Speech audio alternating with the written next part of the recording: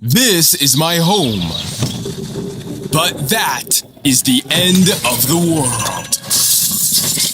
And over the next 100 days, outside in Rainforest, there's tons of random objects like this rock, which when you flip them, you'll find life you would have never known existed. This first one just had a bunch of random insects, but in this video, I'll be flipping 100 different rocks in the Puerto Rican rainforest to find all sorts of weird lizards, venomous spiders, and even crazy snakes you've never seen before. And that's exactly what I found with rock number 7, because underneath was this weird white thing in a hole. But after moving around the dirt a bit, I realized this was actually a wolf spider's home. And that massive white thing, well, that's its egg sac, and soon it'll hatch into hundreds of mini spiders. You can see the spider mom was super defensive and did not leave the egg sac at all. So I put her home back and kept exploring. Soon after, I came across the next object, which when I tried to flip it, well, it kind of broke apart in my hands. And this happened because if you take a closer look on here, there's tons of these little white bugs crawling all over it. These are termites, which you probably already know eat wood like this. They'll literally just set up their entire colonies inside of these dead logs and just eat them from the inside out. Now, under object number 10, I found the coolest thing so far. Oh shoot, what is that? You see, on the bottom side of the log, I saw this little tail thing poking out from under the bark. At first, I thought it was some sort of worm, but if you look closely, you can see it has a bunch of tiny little scales on it, so it can't be a worm. So there was only one thing to do: get out the backpack. You see, in the backpack, I've packed tons of items to be able to interact with the wildlife out here. And the first item we're taking out is these tweezers. Using the tweezers, I started to peel back some of the bark on the log until I eventually revealed the animal. It really looked so much like a worm, but you can tell by how it was slithering around that it was actually a snake. These are called Brahmini blind snakes, and they're the smallest species in the whole world. Basically, this species spends their whole life underground just like worms do. And a fun fact about them is they're all female. Basically, they have the ability to clone their genes into an egg, and that's how more snakes are born. So if you ever see one of these in the wild, just know it has the same exact genes as this one does. Absolutely beautiful. Well, dang, I don't really know if you can hear me, but this is a pretty nice area as you can see. But basically, I just want to see if I can see something under the water with the GoPro. Now, obviously, GoPros are waterproof, which lets me do this. And at first, it was kind of just a cloudy mess, but then this fish came out of nowhere. Knowing that there was at least one fish down here, I put the camera back under and figured out that there was a whole school of them. However, since the water was so cloudy, I couldn't really tell the species, so I walked down alongside the river for a little bit until it got a bit clearer, and then I stuck my GoPro underneath again. This time, there was even more of those same fish, and now I could clearly see that these were mountain mullets, which are a species native to these Puerto Rican rainforests. You see, this species is really cool because they actually are born in oceans. And once they're born, they swim up the rivers into Puerto Rico to get to these remote rainforest streams. Then, when it's time to lay eggs, they swim back to the ocean and repeat the process. It's very cool. Also, by the way, right next to these fish were a ton of these little aquatic snails, which are super important for the environment because they eat up all the algae. Anyways, a bit later, I came across this rock with a little lizard sitting on top. When I got close, it of course ran away, but I figured this was a good omen, so I flipped it, and underneath there was nothing. But since that lizard was sitting on top of the rock, I figured that underneath of it could actually be its home. So I had an idea, and I got out the backpack, and inside I took out this little container of super worms. Then I basically put a bunch of them onto my hand and just put them under the rock in case the lizard wanted to eat some of them. Now, I was just gonna leave them and walk away, but then I noticed that that same exact lizard that was sitting on top of the rock had actually already ran over and ate one of the worms. And yeah, he was enjoying it a ton. You're welcome, buddy. There's more where that came from. And speaking of lizards eating stuff, nearby I also went and flipped this rock that had nothing underneath, but out of the corner of my eye, I noticed another lizard. And this guy instantly went on the run and started parkouring across the rocks to get away from me. But eventually, I did get a closer look and realized this was a green anole lizard, and it looked like there was something actually massive in its mouth. And the thing sticking out of its mouth kind of looked like the belly of another lizard, which would make sense because these green anole lizards are cannibalistic killers. And when they're hungry, they'll just straight up eat their friends. Yeah, talk about fake friends, am I right? Anyways, a bit later, I flipped this rock here, and underneath, I found my first ant colony. You see, ant colonies are a bit rarer in rainforests like this, which is why I didn't see any up to this point, so it was a kind kind of cool find. And then the rock I flipped right after also had another ant colony of the same exact species. Now I'm pretty sure this species is called big-headed ants, which I can tell because as you can see, some of the workers have massive heads that are like 3 times the size of normal workers. This happens because at birth, the normal worker ants find the biggest and strongest pupa and spray a special pheromone on them. Then as the pupa grow older and older, they just grow up with massive heads and help move around some of the larger stuff that the small workers can't. In this case, the big-headed workers were helping move the eggs back underground since I moved their rock. Sorry guys, let me put that back. Now by this point, I was starting to get deeper into the rainforest, so we should start to expect the animals to get cooler and cooler. And that was actually shown because the very next thing I flipped had a proper snake behind it. But as you can see, it was a little bit camera shy because it instantly slithered into the bushes before I could get a good look. So I got out the backpack and inside I packed this snake hook. Basically, people use these snake hooks to pick up deadly venomous snakes so they don't get bit. And obviously I didn't want to get bit, so using the hook, I started to dig around in the grass it slithered into and tried to look for it. But unfortunately, the hook just ended up breaking. Bruh, it broke. Oh my gosh. But this was still a good sign for cool rare animals, and trust me, we'll be finding more snakes very soon. Now the next rock I flipped had this weird little fuzzy worm under it. Now even after searching online, I couldn't really figure out what this is. I thought it could be like a moth cocoon, but I'm pretty sure those only grow on trees, so comment if you know what this is. But behind that crawled out this little bug, which I have experience with these guys a lot. These are called isopods, and they're sometimes called roly-polies because they roll up into a ball when threatened. But I love these guys because I always put them in the terrariums I build at home because they eat all the dead matter and keep everything clean. So yeah, thanks for existing, guys. You're awesome. I kept on venturing through the rainforest and eventually came across this fence with a few bricks laid on the floor under it. It looked like the perfect spot for animals to be hiding under, and I was right because under that first brick was this massive beetle. And after getting a closer look, I could tell this was some sort of rhinoceros beetle, which are called rhinoceros beetles because the males grow these massive horns on their head, which they use to fight each other with. But this is a female, which is why it doesn't have a horn. In fact, if you remember that massive beetle larva from earlier, I think that actually turns into one of these. So yeah, that's pretty cool that we got to find one of these. Under the next brick was this little centipede bug, and under the third brick was this little slug. I'm not sure what species this is, but I left my phone pointing at it for a couple minutes and got this cool time-lapse footage of it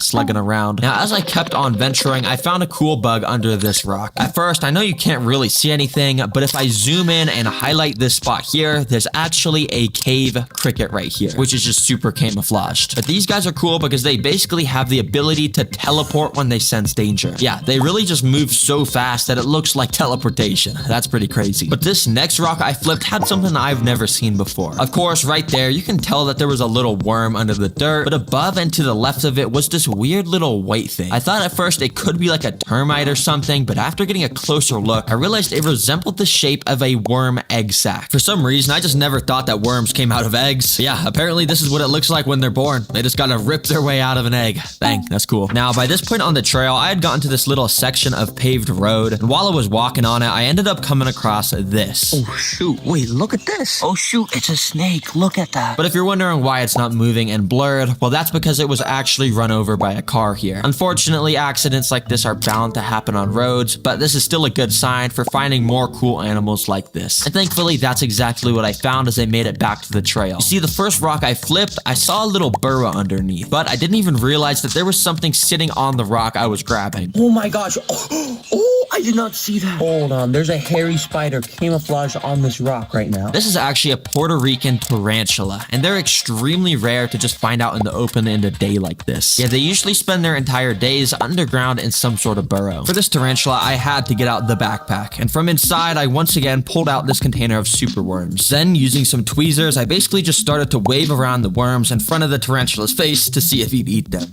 And yeah, it didn't really seem like he was liking it too much, because he got really defensive and ran into his burrow. He even started to run towards me. Since these guys are venomous, I did not want to make him any more angry, and I put his home back on top. Sorry, buddy. I'll leave you alone now. Anyways, I kept flipping random objects as I continued down the trail and wasn't finding many animals for a while. But I did find some pretty random stuff, like just a whole fruit under this leaf, which was like kind of mushy and moldy, so I didn't try and eat it. And also, while walking, I found this weird bone thing on the side of the trail. I'm not 100% sure what this bone belongs to, but I do know Puerto Rico used to have some like wild pigs running around back in the day, which I guess this would make sense if this was a pig bone, but let me know in the comments if you're a bone expert. I'm not really. Now, under Object 92, there was this little millipede, but also Also, right next to it was this weird black bug I've never seen before. But I figured out it's called a rove beetle, and what makes them so cool are these spikes on their back. You see, when they dig under the dirt a bit, they poke out those spikes on their back to mimic little claws or pinchers poking out of the dirt, which will scare away predators. Also, apparently they have wings they can just unfold like a robot and let them fly away. I have no idea how nature evolved to do this. Now, by this point, I was starting to get worried because it was starting to get late, and I knew there were still bigger tarantulas and scorpions to be found out here. And yeah, the next few rocks I flipped also had nothing, but that wasn't until object number 96 when I found this. It was another tarantula, and this one is actually a Puerto Rican pink-toed tarantula, which is a slightly different species. Okay, now this is cool. It's bigger than that first tarantula we just found. And since this guy's a bit bigger, I think I actually have something in the backpack for it. From inside, I pulled out this stick, which actually lets me attach my GoPro camera to it. Basically, I want to use this stick to get the GoPro super close to the tarantula without having to worry about getting bit, and that's exactly what I did, because I went and gently nudged the leg of the tarantula with the GoPro, and it actually woke up. Then I bumped it again, and this time it ran around to the other side of the log. Finally, I just waved it around a bit more in front of him, and he wasn't really doing anything. To be honest, I don't really know what I expected. And now, as you can see, I was getting pretty near the end of the trail, and underneath some of the final objects, I was finding no new animals. And eventually, it got time to flip object 100, so I looked around for the best thing to flip. And while I was exploring, I actually came across this dirt area with this metal piece of trash in the middle. Of course, I looked inside of it to see if there was anything, and I didn't see anything at first, but for some reason, I decided to turn on my phone flashlight to double check. And that's when I found this. It's a scorpion. And not only was there that, because when I moved the trash to get a better angle at the scorpion, I found a second scorpion also on the walls of this trash. These are Puerto Rican bark scorpions, and they've actually got pretty painful stings. Bro, this is so insane. This whole time I've been trying to find scorpions, and literally on object 100,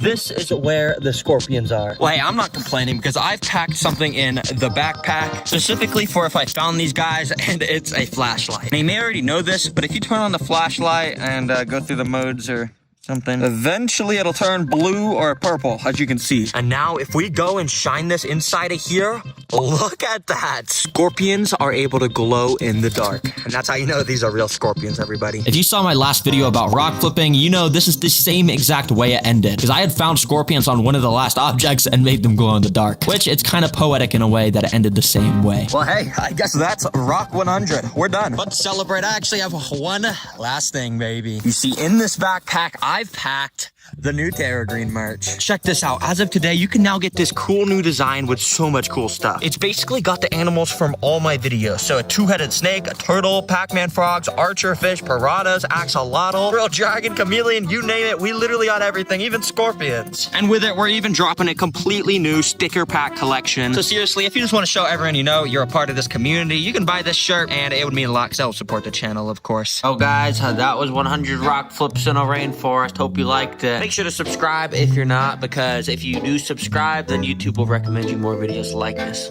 So, good. Thanks for watching. Goodbye.